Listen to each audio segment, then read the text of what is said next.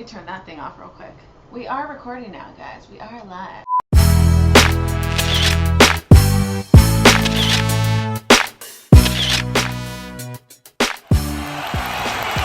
Alright, y'all. It's your girl, PhilaDehlia with PhilaDehliaEagles.com, coming to you from quite the hiatus. I know I've been gone. I'm sorry. I missed you. I hope you missed me. And as you can see, I got a whole crew here. We're coming back at you with a bang, right? Oh. Y'all already know homegirl Maximilian TV. We have a special guest. He's gonna be our expert, the scientist. Why'd you go like this? That's kind of messed up. There's no such thing as football experts. Exactly. They all work for teams if they're experts. See? I always do that myself when I talk about alright, see? We're on the same page, man. Also, Analyst, also known as the scientist. the scientist, and the mailman. And what does that mean? I used to deliver mail. Is that a euphemism for something? No, I was a letter carrier in the mid-90s. I was. I told you yesterday I delivered mail in the projects. I thought that was a In euphemism. the hood, yo, keeping it gangster over Save here. the euphemism for later. Is that why Robert's your father's brother? Bob's your uncle. Bob's your uncle. Inside jokes going on that made absolutely no sense. Ask me how the sausage is made. More inside jokes. That's as how more one hand beer washes comes the up. other. So Around the League podcast, he's actually official NFL status. Then on the end, you know, Madden G4D up in the mix. So I would say you got the crazy fan here, the new fan here, the expert here, and another... The analyst. Oh, the analyst, scientist, and the... Mailman. What would you title yourself? Madden G4D. The gamer / fan analyzer. The guy that relates everything to Madden. There you go. So, coming back to you guys after this long, drought of not posting videos, we're going to go through the Eagles' upcoming schedule, 2014 schedule. We're going to go week by week. All right, screw preseason. Nobody cares about that. But week 1, we'll just get into it, right? Right into it. Eagles face the Cabana Boys, as I like to call them. That sounds like something I would go to at the W Hotel. Jaguars. And it's in Philly. And the reason I call them the Cabana Boys, you know why. Why? They are building cabanas and spas and pools in their stadium. Oh, is this the team that Drake supports on the DL or something? I wouldn't doubt it. But you're going to have to tell me who Drake is. I'm just kidding, I know who Drake is.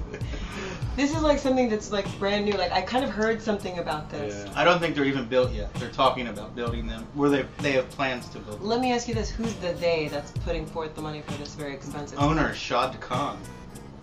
He's Shaka probably friends with Khan? Drake. It would be a lot cooler if it was Shaka Khan. Sweet thing.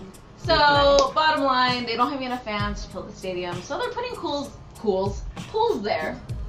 And hoping that'll entice the fans to come out and watch my Eagles beat down on them week 1. Mm-mm. Well, actually, it's in Philly, so they won't be at the Cabanas, but you get the idea. They are Cabana Boys. So, alright, week 1 prediction. I obviously, it's a no-brainer for me. No-brainer. Eagles will top the Jaguars, those Cabana Boys. Babin's gone, Jason Babin, so we can't make fun of him right now. That's it. 1-0. 1-0. Making it easy for us. 1-0. You're up. I think that having cabanas would give like a false confidence that might just pull them through. It'll probably be one of those things. I've seen the Eagles do this before where it doesn't look so good and then they come through at the end and just pummel that.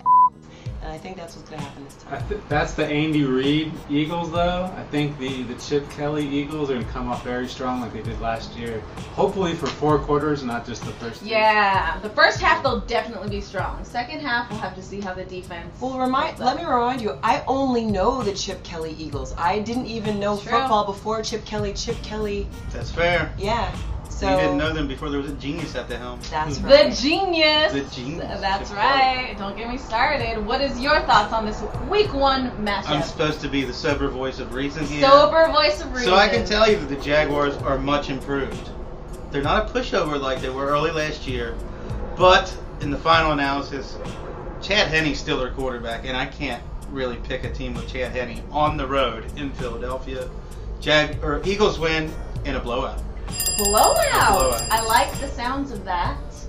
I can put my stamp of approval. So, all right, Eagles over Jaguars, going 1-0 with a blowout. What did you give your take on it?